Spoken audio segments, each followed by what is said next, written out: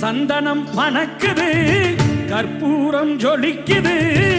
சந்தனம் மணக்குது கற்பூரம் ஜொலிக்குது கந்தகிரி கோயில் வந்தால் நன்மையெல்லாம் நடக்குது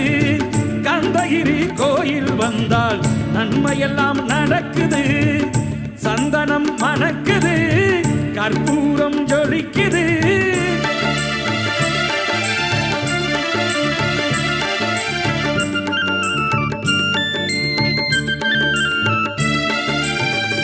நித்தமும் பாலிலே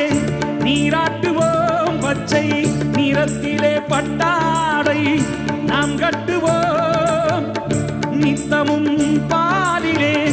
நீராட்டுவோம் பச்சை